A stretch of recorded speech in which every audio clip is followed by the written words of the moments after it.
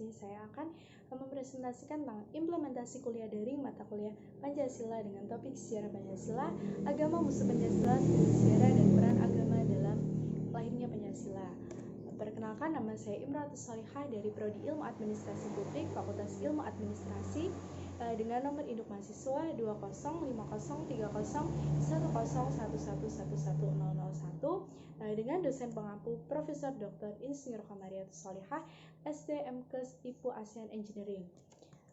Dengan materi 1 sejarah lahirnya Pancasila, materi 2 hubungan agama dan negara, materi 3 Islam dan negara, materi 4 diskusi. 1. Sejarah lahirnya Pancasila. Pancasila ialah ideologi bangsa yang berbeda dengan sistem yang dianut oleh negara kapitalis liberal dan sosial komunis. Pancasila mengakui melindungi hak individu hingga hak masyarakat pada semua aspek kehidupan.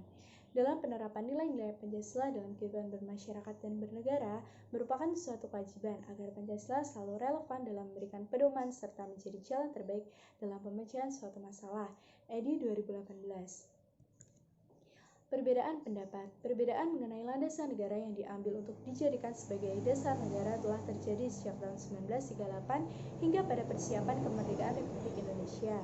Perbedaan pendapat ini terjadi antara kelompok nasionalis Soekarno dengan kelompok Islam yang dipimpin oleh Muhammad Nasir yang menginginkan negara Islam sebagai landasan negara.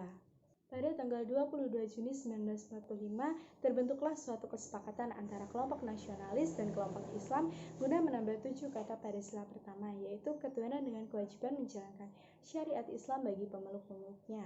Setelah pembacaan proklamasi pada 17 Agustus 1945, sila pertama itu diubah menjadi ketuhanan yang Maha Esa, dengan alasan untuk persatuan bangsa, meminimalisir ketegangan politik yang tinggi dan optimisme umat Islam dalam memenangkan pemilu 6 bulan setelah proklamasi. Kesimpulan akhir mengenai ideologi negara ini diputuskan dengan memilih Pancasila sebagai ideologi dasar negara. Pada akhirnya golongan Islam menerima dengan sepenuh hati Pancasila sebagai ideologi negara. Hubungan agama dan negara. Pada dasarnya Undang-Undang Dasar tahun 1945 tak dapat memisahkan hubungan antara agama dan negara. Pernyataan ini bisa dilihat pada sila pertama Pancasila dan bab 11 Undang-Undang Dasar 1945 tentang agama. Ketegangan hubungan antara agama dan negara pada saat ini terjadi karena tidak adanya hubungan timbal balik. Dalam hubungan ini dicontohkan seperti negara tidak bisa memberikan kebebasan dan kemerdekaan bagi warganya untuk melaksanakan ibadah sesuai ajarannya masing-masing. Sehingga muncullah istilah bahwasanya agama adalah musuh Pancasila. Pada dasarnya, istilah ini dinilai sangat keliru karena sangat bertentangan dengan sila pertama dalam Pancasila. Kekeliruan ini memunculkan kehebohan dalam masyarakat sehingga menimbulkan banyak stigma yang beranggapan bahwa ketua BPIP saat itu merupakan seorang yang anti agama. Hubungan antara negara dan agama sejatinya menghadirkan sebuah tatanan yang berlandaskan ketuhanan yang Maha Esa yang menegaskan bahwa negara atas nama konstitusi mengurusi agama serta kepercayaan sehingga munculnya pluralisme hukum dalam menjalani kehidupan politik, hukum, dan sosial yang harmonis. Islam dan negara. Islam merupakan agama untuk kepentingan kehidupan dunia dan akhirat yang berisi akidah, akhlak, ibadah, serta berisi prinsip-prinsip hukum dan politik. Di Indonesia, hubungan agama dan negara pada dasarnya dimaksudkan untuk mengisi ruang agama guna menciptakan kehidupan yang bermasyarakat dalam berbangsa dan bernegara. Hubungan Islam dan negara harus diartikan untuk menghadapi perkembangan zaman dan perkembangan masyarakat dalam menghadapi aspek lainnya seperti ekonomi, politik, globalisasi, teknologi, isu-isu demokrasi, HAM, gender, pluralisme, baik secara nasional ataupun internasional. Hasan 2015. Nasir menjelaskan bahwa Islam sebagai ideologi mempertimbangkan aspek sosiologis, yaitu karena sebagian besar masyarakat Indonesia merupakan penganut agama Islam dan dengan sendirinya nilai-nilai Islam tumbuh dan berkembang dengan subur dalam kehidupan bermasyarakat di Indonesia.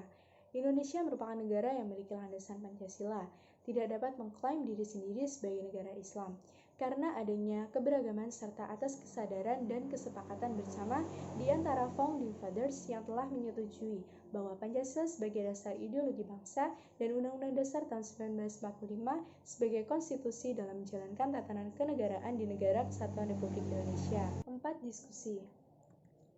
Pancasila merupakan sumber dari segala sumber hukum dan tatanan kehidupan bangsa yang selalu ditanamkan kepada seluruh masyarakat agar dapat dijalankan sesuai dengan yang dicita-citakan pendiri bangsa. Dinamika dalam penerapan nilai Pancasila sering terbentur oleh individu-individu dan kelompok-kelompok yang sering mengadu Pancasila dan agama.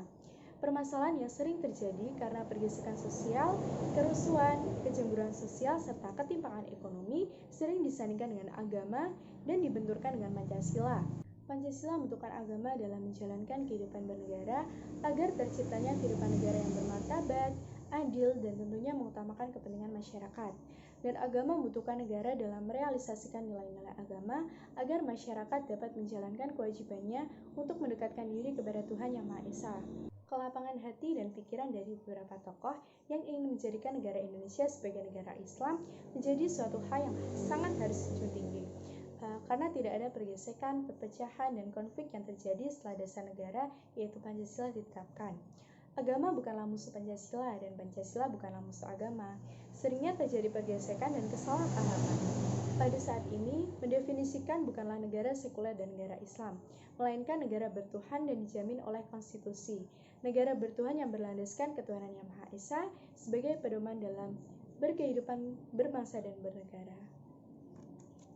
Strive not to be a success, but rather to be a value. Albert Einstein. Sekian presentasi dari saya. Kurang lebihnya saya mohon maaf. Wabillahi taufiq wal hidayah. Wassalamualaikum warahmatullahi wabarakatuh.